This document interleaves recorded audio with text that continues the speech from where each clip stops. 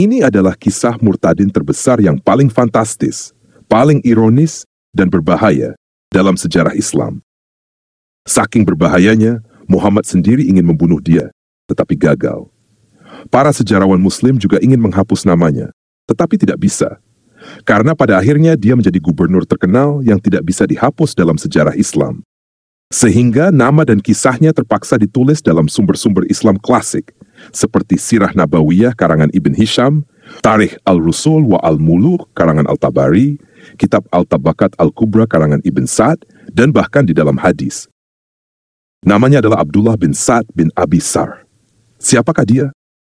Kenapa dia murtad? Kenapa Muhammad ingin membunuhnya tetapi gagal? Bagaimana akhirnya dia malah jadi gubernur? Simak video ini sampai selesai ya.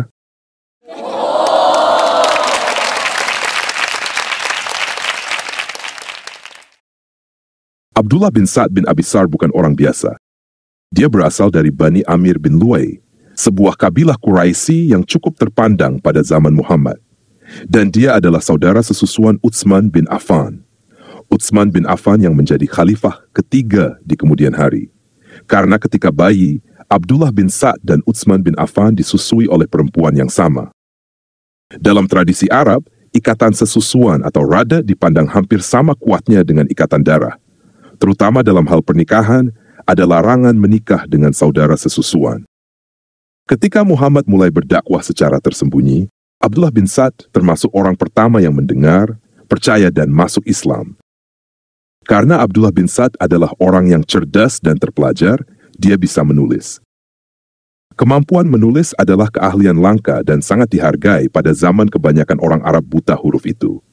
Oleh karena itu, Abdullah bin Sa'd dipercaya sebagai salah satu kutab al-wahyu, juru tulis Al-Quran yang menuliskan ayat-ayat sesuai ucapan Muhammad. Ini bukan tugas yang kecil. Tidak semua sahabat bisa mendapat posisi ini. Tugas menulis wahyu adalah pekerjaan yang sangat dekat dengan Muhammad, penuh rahasia, dan dianggap sangat suci. Tetapi tugas menulis inilah yang membuat Abdullah bin Sa'd meragukan kenabian Muhammad. Awalnya, dia hanya menyadari bahwa wahyu yang dia dengar dari Muhammad tidak selalu konsisten. Oleh karena itu, secara spontan dia berusaha untuk membantu konsistensi Al-Quran dengan menambahkan kata-katanya sendiri. Salah satunya adalah surah Al-Mu'minun ayat 12-14. Awalnya ayat itu berhenti sampai kalimat "Thumma ansha'nahu khalqan akhar". Artinya, kemudian kami menjadikannya makhluk yang lain. Abdullah bin Sa'd merasa ada yang kurang. Jadi dia menambahkan kalimat "Fatabarakallahu ahsanul khaliqin", yang artinya Maha Suci Allah, pencipta yang paling baik. Ketika Abdullah bin Sa'd mengulangi keseluruhan wahyu yang ditambahkan dengan kalimatnya sendiri, Muhammad tidak menyadarinya. Muhammad malah berkata, "Begitulah yang diturunkan kepadaku." Dan kalimat tambahan Abdullah bin Sa'd itu masih ada di dalam Al-Quran sampai hari ini. Disinilah Abdullah mulai ragu. Kalau Muhammad benar-benar menerima wahyu dari Allah, mengapa tambahan kata-kata manusia bisa lolos tanpa disadari? Peristiwa ini tercatat di dalam Sirah Rasulullah karya Ibn Ishaq yang dikutip oleh Al-Tabari. Dan surah Al-Mu'minun ayat 12-14 bukan satu-satunya ayat yang tercatat mendapatkan campur tangan Abdullah bin Sa'd menurut sumber-sumber sejarah Islam. Contoh lain, surah Al-Shafat ayat 125-126. Muhammad mendikte sampai ayat 125. Atad'una ba'lan wa tadruna ahsanal khaliqin. Patutkah kamu menyembah Baal dan kamu tinggalkan sebaik-baik pencipta? Lalu Abdullah bin Sa'd menambahkan keseluruhan ayat 126. Allah Rabbukum wa Rabb aba'akum al-awlin. Allah, Tuhanmu dan Tuhan nenek moyangmu yang terdahulu. Tambahan Abdullah bin Sa'd ini kembali diakui Muhammad sebagai wahyu. Semakin lama Abdullah bin Sa'd semakin curiga. Sampai akhirnya Abdullah bin Sa'd melakukan uji coba. Suatu ketika Muhammad mendikte kepadanya Sami'un Alim, artinya Maha mendengar, Maha mengetahui. Abdullah bin Sa'd mengusulkan, bagaimana jika aku tulis Hakimun Alimun, artinya Maha bijaksana, Maha mengetahui. Dan lagi-lagi Muhammad setuju. Dia mengklaim usulan Abdullah bin Sa'd adalah wahyu yang diturunkan kepadanya. Ketika itulah Abdullah bin Sa'd yakin bahwa Muhammad sebenarnya bukan nabi. Dia berpikir, jika Muhammad benar-benar menerima wahyu dari Tuhan, bagaimana mungkin ia menerima usulanku? Berarti ini bukan wahyu ilahi, tapi buatan manusia. Sekali lagi, cerita ini tercatat di dalam sumber-sumber Islam klasik, seperti Sirah Ibnu Ishaq, Tarikh At-Tabari, dan lain-lain. Di Al-Quran sekarang ini ada 15 ayat yang tertulis Hakimun Alim seperti usulan Abdullah bin Sa'd, dan ada 35 ayat yang tidak diubah. Masih tertulis Sami'un Alim seperti yang didiktekan Muhammad. Setelah Abdullah bin Sa'd yakin Muhammad bukan nabi, dia segera murtad, pergi meninggalkan Muhammad, kembali ke Mekah, dan bergabung dengan kaum Quraisy. Di Mekah, dia membongkar segalanya. Menurut riwayat yang disimpan dalam Al-Tabari dan Ibn Sa'd, Abdullah berkata di depan publik, Muhammad tidak tahu apa yang ia katakan.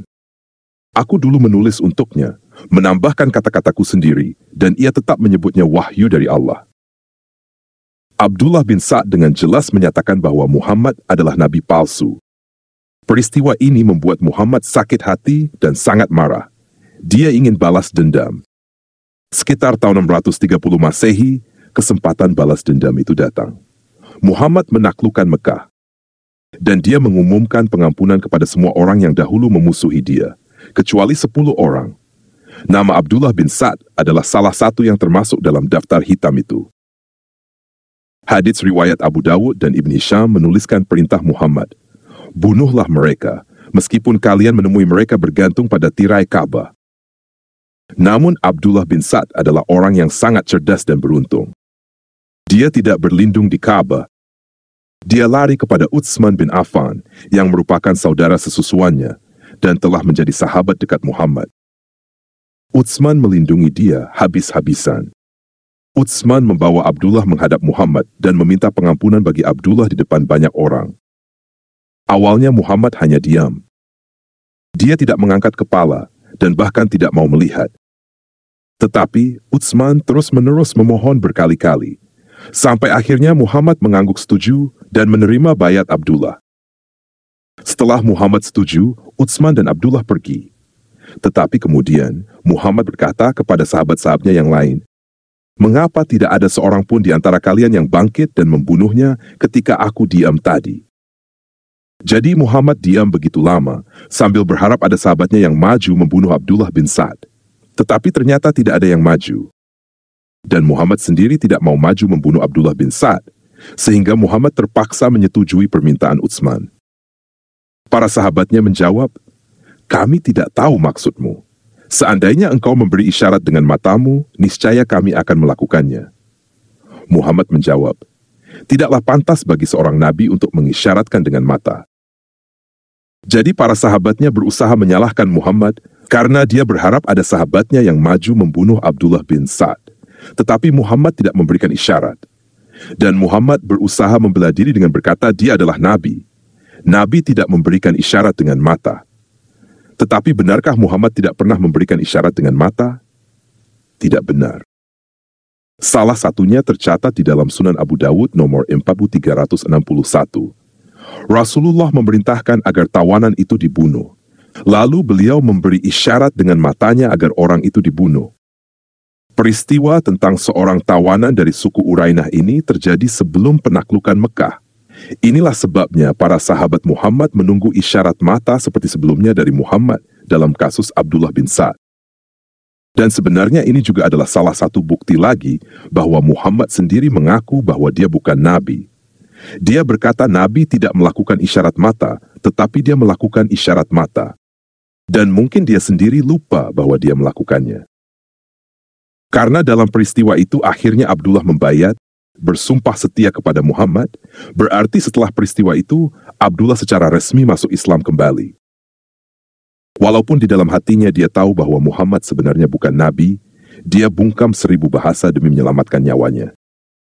Dia tidak pernah mengkritik Muhammad lagi, baik secara lisan maupun tulisan. Dan depan semua orang, dia selalu berusaha menampilkan dirinya sebagai Muslim yang taat. Dia kembali ke Madinah dan selalu berlindung di balik Utsman bin Affan. Utsman bin Affan selalu melindungi dia dan menjadikan dia tangan kanannya, sehingga dia hidup makmur. Setelah Muhammad meninggal, Abdullah membangun karir militer dan politik. Pada masa kekhalifahan Umar bin Al-Khattab, Abdullah ikut dalam ekspansi militer Islam ke Afrika Utara. Pada masa kekhalifahan Utsman bin Affan, pengaruhnya semakin besar karena kedekatannya dengan sang khalifah.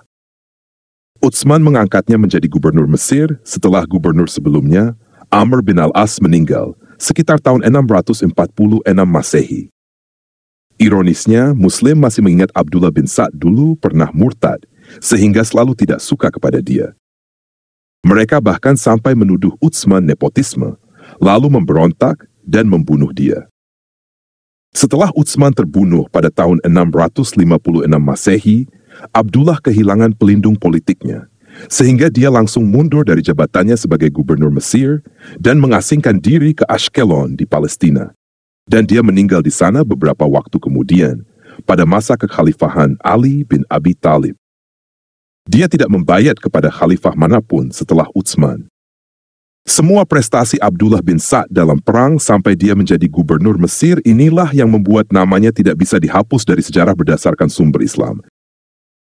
Jadi, apa yang bisa kita pelajari dari kisah Abdullah bin Sa'd? Yang pertama tentu saja Al-Quran bukan wahyu dari Allah. Sampai sekarang Al-Quran masih menyimpan kata-kata yang berasal dari Abdullah bin Sa'd. Yang kedua tentu saja Muhammad bukan Nabi. Selain karena Al-Quran bukan wahyu dari Allah, juga karena dia sendiri berkata Nabi tidak memberikan isyarat mata, tetapi dia sendiri tercatat pernah memberikan isyarat mata. Yang ketiga, kebanyakan orang pada waktu itu masuk Islam, bukan karena Muhammad adalah Nabi, tetapi karena mereka takut mati, atau punya kepentingan duniawi lainnya seperti mendapatkan kekuasaan politik dan harta rampasan perang. Dan tentu saja ada juga orang-orang tertipu yang benar-benar percaya Muhammad adalah Nabi. Tetapi ini sudah bukan abad ke-7, dan kekhalifahan Islam sudah berakhir. Ditambah sekarang ini, negara menjamin kebebasan beragama. Jadi kita sudah tidak perlu takut untuk murtad keluar dari Islam. Sekian video kali ini, Tuhan Yesus memberkati. Allah laysa kabir, Allah laysa kabir, واشهد أن هناك الكثير مع الله، واشهد أن هناك الكثير مع الله، واشهد أن محمدا ليس رسول الله، واشهد أن محمدا ليس رسول الله. ليس هناك فائدة من الصلاة، ليس هناك فائدة من الصلاة، وليس نحم النجاة، وليس نحم النجاة. الله ليس كبيرا، الله ليس كبيرا، هناك كثيرا جانب الله، هناك كثيرا جانب الله.